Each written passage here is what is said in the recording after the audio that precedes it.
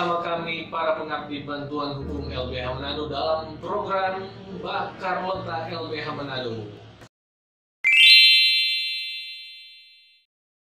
Bukan cuma bercerita biasa, mar baku baking pandai. Pada kesempatan kali ini kami akan bercerita mengenai politik uang. Euforia penyelenggaraan pesta demokrasi pemilu 2019 secara serentak antara pemilihan legislatif dan pemilihan presiden menjadi fenomena yang sangat menarik untuk diulas.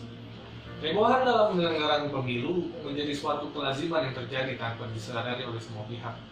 Masyarakat sibuk dengan semua dukungan untuk memenangkan masing-masing calon yang mereka dukung. Walaupun pemilu serentak nantinya dihelat pada 17 April 2019 mendatang, namun sesungguhnya proses tahapan dari penyelenggaraan pemilu itu sudah berlangsung dari lama sebelumnya, 1 tahun sebelumnya. Mulai dari proses pendaftaran, verifikasi hingga sampai penetapan calon, dan memasuki masa kampanye yang dimulai dari tanggal 23 September 2018 hingga 13 April 2019 mendatang. Kurang lebih proses masa kampanye itu terjadi selama 6-7 bulan lamanya. Beberapa waktu yang lalu, tepatnya pada 25 September 2018, Badan Pengawas Pemilu Republik Indonesia merilis Indeks Kerawanan Pemilu. Dan yang menariknya, salah satu hal yang dipetakan terkait kerawanan pemilu tersebut adalah politik uang. Politik uang seolah-olah menjadi momok yang sangat menakutkan bagi proses berjalannya demokrasi di negeri kita tercinta ini. Nah, sebenarnya apa sih politik uang itu? Di dalam peraturan perundang-undangan tidak secara eksplisit dijelaskan definisi dari politik uang itu sendiri.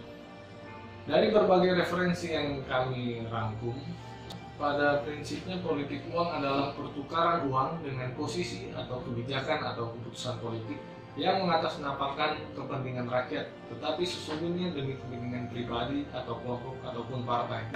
Ada juga yang mengatakan bahwa politik uang adalah suatu upaya mempengaruhi orang lain, dalam hal ini masyarakat, dengan menggunakan imbalan materi atau dapat juga diartikan jual beli suara pada proses politik dan kekuasaan, serta tindakan membagi-bagikan uang, baik milik pribadi atau partai untuk mempengaruhi suara pemilih.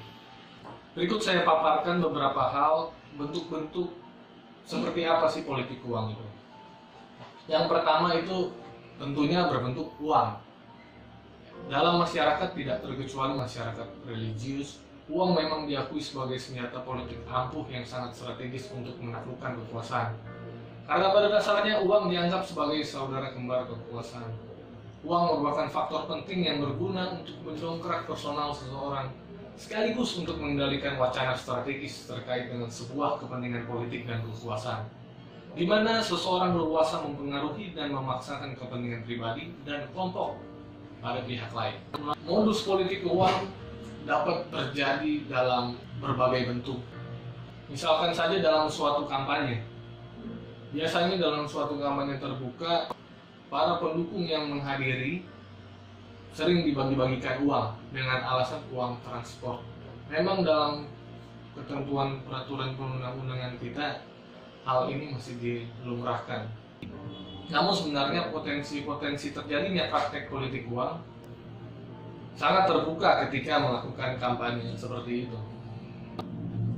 Ada juga yang sering mendistribusikan sumbangan baik berupa barang atau uang kepada kader partai, penggembira, golongan atau kelompok tertentu.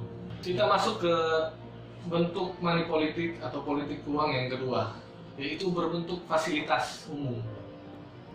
Hal ini tidak saja menguntungkan rakyat secara personal, namun fasilitas dan sarana umum juga menjadi kebahagiaan berkah. Biasanya, para pelaku politik uang ini memiliki strategi-strategi dalam mendistribusikan praktek terlarang tersebut. Yang pertama ada yang namanya serangan fajar. Serangan fajar adalah istilah yang digunakan untuk menyebut bentuk politik uang dalam rangka memberi suara yang dilakukan oleh satu atau beberapa orang untuk memenangkan calon yang bakal menduduki posisi sebagai pemimpin politik. Serangan fajar umumnya menyasar kelompok masyarakat menengah ke bawah dan kerap terjadi menjelang pelaksanaan pemilihan umum. Strategi money politik Yang kedua yaitu mobilisasi massa. Mobilisasi massa biasanya terjadi pada saat kampanye. Ya, ketika melibatkan penggalangan massa dengan iming-iming sejumlah uang jika meramaikan kampanye, biasanya dilakukan oleh partai-partai politik. Penggunaan uang biasanya untuk dikatakan tadi terlegitimasi dengan biaya transportasi, uang lelah serta uang makan. Dengan harapan massa yang datang pada saat kampanye akan memilihnya kelak. Dalam praktek politik uang itu sendiri ternyata hal tersebut di dalam regulasi perundang-undangan akan mengakibatkan sanksi-sanksi tertentu.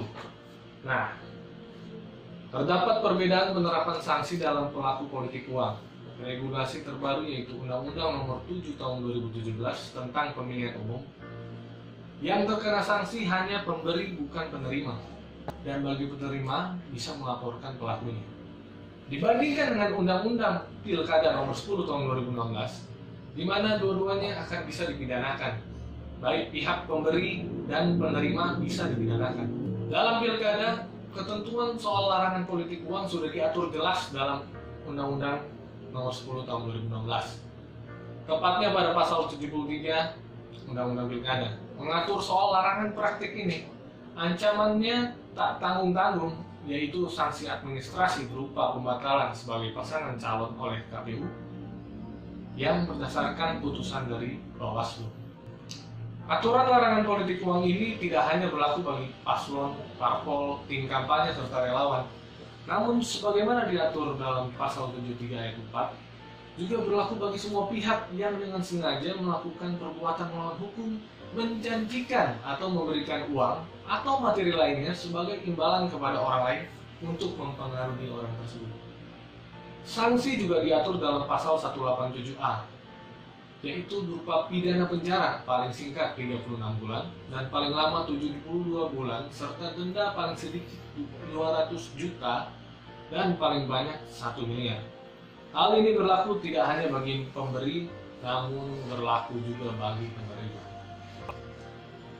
Sedangkan dalam Undang-Undang Nomor 7 Tahun 2017 tentang Pemilu pasal 286, pasangan calon anggota DPR, DPD, DPD Provinsi, DPD Kabupaten Kota, pelaksana kampanye, dan atau tim kampanye dilarang menjanjikan dan atau memberikan uang atau materi lainnya untuk mempengaruhi penyelenggara pemilu dan atau pemilih.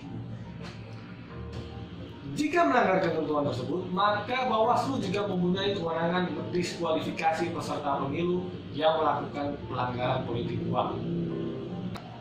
Pasangan calon atau calon legislatif yang terbukti melakukan pelanggaran tersebut dapat dikenai sanksi administrasi, pembatalan sebagai calon. Terhadap sanksi pembatalan ini, calon dapat mengajukan upaya hukum ke Mahkamah Agung dalam waktu paling lambat 3 hari kerja terhitung sejak keputusan KPU ditetapkan. Mahkamah Agung memutus upaya hukum paling lambat 14 hari kerja terhitung sejak berkas perkara diterima oleh Mahkamah Agung. Hal lain yang menarik adalah jika KPU tidak menindaklanjuti putusan Bawaslu, maka Bawaslu mengadukan KPU ke DKPP, di mana ketentuan ini di undang-undang sebelumnya tidak muncul. Undang-undang sebelumnya hanya menyebutkan dalam hal KPU tidak menindaklanjuti rekomendasi Bawaslu, maka Bawaslu memberikan sanksi berupa teguran lisan. Lalu apa dampak negatif dari praktek politik uang? Korupsi. Dampak terburuk dari politik uang yaitu korupsi. Korupsi merupakan korelasi antara ongkos politik yang mahal dikeluarkan oleh para calon, dalam hal ini pengeluaran untuk kepentingan praktek politik uang. Jika seandainya mereka terpilih dan ingin mengembalikan ongkos politik tersebut, maka pertanyaannya dari mana sumber uang untuk mengembalikan ongkos politik tersebut? Dengan kewenangan yang mereka miliki sangat berisiko bila calon-calon ini terpilih dan terpilih dari hasil praktek politik uang. Maka tidak menutup kemungkinan mereka akan menghalalkan segala cara untuk mengembalikan modalnya tersebut. Tak heran dewasa ini sangat banyak anggota dewan, kepala daerah yang tertangkap karena kasus korupsi. Oleh karena itu kami mencoba memberikan saran dan solusi terhadap praktek politik uang yang masih berpotensi terjadi di pemilu 2019 yang akan datang. Yang pertama, berdasarkan Undang-Undang Nomor 7 Tahun 2017 tentang Pemilu, kini Bawaslu RI memiliki kewenangan yang lebih besar. Kewenangan yang lebih besar itu ialah memutuskan dan menjatuhkan sanksi pelanggaran pemilu, termasuk politik uang tanpa melalui sentra penegakan hukum terpadu. Modus praktik politik uang saat ini makin berkembang. Oleh karena itu, instrumen pengawasan pemilu juga harus lebih jeli dalam melihat pola dan praktik transaksional negatif itu. Sehingga ketika kewenangan besar dimiliki oleh Bawaslu, seharusnya kewenangan itu mampu menjawab problem politik uang kita yang akut ini, agar jeli di dalam melihat modus baru praktek politik uang. Bawaslu perlu melakukan sinergi pengawasan dengan melibatkan publik. Di samping memperkuat struktur internalnya, kewenangan yang besar tadi harus diimbangi dengan kualitas dan kapasitas aktor yang ada di dalam. Struktur pengawasan pemilu harus memiliki kemampuan teknis pemidanaan yang baik, kemampuan teknis membaca kasus, kemampuan teknis beracara, serta kemampuan teknis monitoring investigasi. Sehingga harapan dan ekspektasi publik soal pengawasan pemilu mampu melakukan apa yang menjadi jargon Bawaslu itu sendiri, yaitu bersama rakyat awasi pemilu, bersama Bawaslu tegakkan keadilan pemilu. Itu dapat terjawab. Orientasi pencegahan yang sekarang sudah termaktub dalam undang-undang itu juga harus tersampaikan. Misalnya melakukan gerakan masif agar publik tidak melakukan politik uang. Juga yang paling tak kalah penting adalah para pengawas pemilu harus dilatih dalam hal penyelidikan dan penyidikan. Yang kedua adalah Badan Pengawas Pemilu harus memperketat pengawasan di posko pemenangan kandidat guna mencegah praktek-praktek politik uang saat pelaksanaan pemilu 2019. Nantinya, untuk mengantisipasi upaya politik uang, Bawaslu dapat mengintai markas pemenang Capres-Cawapres, kantor partai politik, serta posko relawan. Selain itu juga mengajak pihak-pihak terkait seperti Polri, Kejaksaan untuk turut bersama-sama mengawasi proses tersebut. Bahkan kalau perlu, adakan razia terkait politik uang sebelum hari pencoblosan.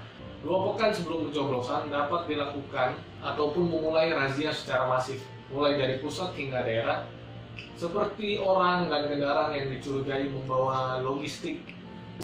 Patroli anti politik uang wajib dilakukan di hari tenang, sehingga dapat memberi psikoterapi dan ketakutan bagi orang yang memberi atau menerima.